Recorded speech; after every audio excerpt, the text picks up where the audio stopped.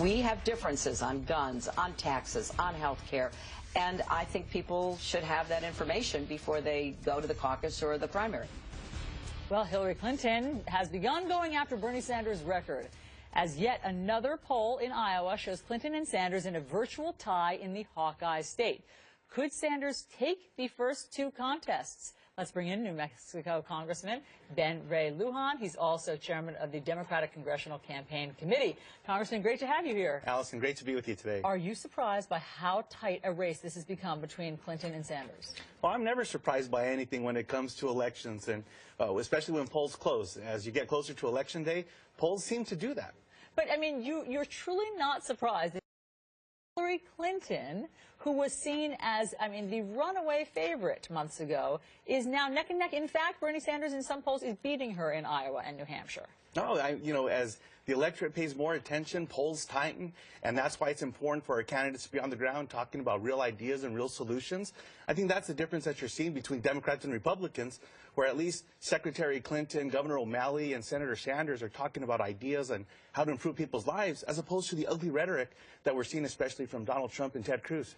As you just heard there, Hillary Clinton has begun really trying to draw the distinction between herself and Bernie Sanders. And she says that he has the wrong position on taxes, on guns. Do you think that by talking about this and going after him in that way, it will help her numbers? I think it's important for our Democratic candidates to continue to talk about the differences from a policy perspective. That's the contrast that Americans want to see, as opposed, again, to see what Ted Cruz and Donald Trump are doing, to see who can scare voters more or who can speak the competition, if you will, to see who can beat each other up more. I mean, that's not what the Americans want to see. You are a member of the Congressional Hispanic Caucus, and your chairperson, Linda Sanchez, has come out and endorsed Clinton. What are you waiting for? I just haven't endorsed it. I think that there's plenty of time for that, and maybe we'll get a chance to come back and visit with you and maybe make the announcement right here. But right now I'm concentrating on all my efforts on looking at the House races and trying to understand what the impact of a Donald Cruz or that's kind of a fun thing, right? A Donald Trump or a Ted Cruz, on what that combination might be. Absolutely, to see what that would be, the impact that would have on House races across America. Well, we would appreciate you coming back and sharing your thoughts when you're ready to endorse, but what are you waiting for? What are you waiting to hear them say?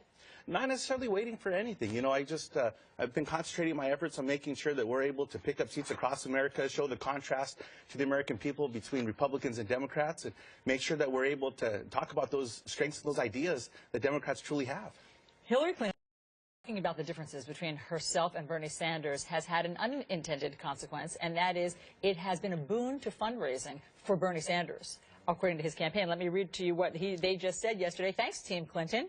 As of now, we are at $1.4 million raised since yesterday. When the panic attacks by the Clinton campaign began, we've gotten 47,000 contributions. We're projecting 60,000 donations. Even for our people-powered campaign, this is pretty darn impressive. So there's money out there, and people want to give it to whoever they think the winner is going to be. And sometimes, I mean, it's not an attack, but sometimes going after each other ends up having that result.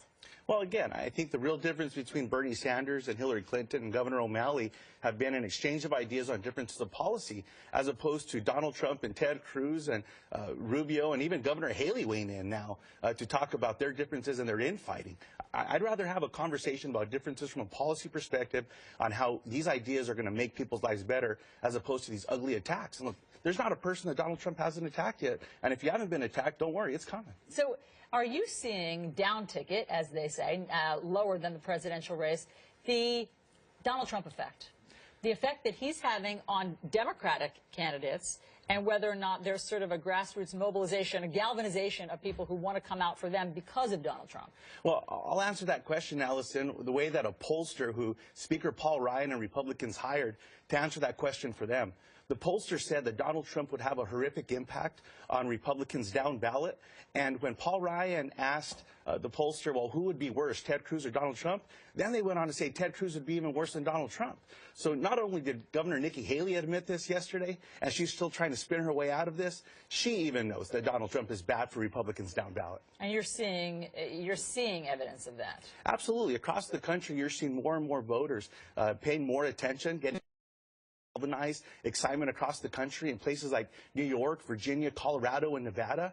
And so the more that Ted Trump and Donald Cruz continue to fight with one another, we're just going to see this dynamic. So look, as Donald Trump and Ted Cruz continue this dynamic, we're starting to confuse their names. They look like they're the same person anymore, and as they try to compete with one another, see who can outdo it one another. And that's better for Democrats up and down the ballot, and it's bad for House Republicans. Do you think Ted Cruz is eligible to be president? Look, they're going to continue these infighting. We'll see what happens. I hope that Donald Trump and Ted Cruz try to find a way to talk about ideas and solutions as opposed to this continued bickering that we're seeing. And I'm sure we're going to see a lot of it tonight. Congressman Lujan, thanks so much for being on New Day. Great to have you here. Great to be with you. Thanks for listening.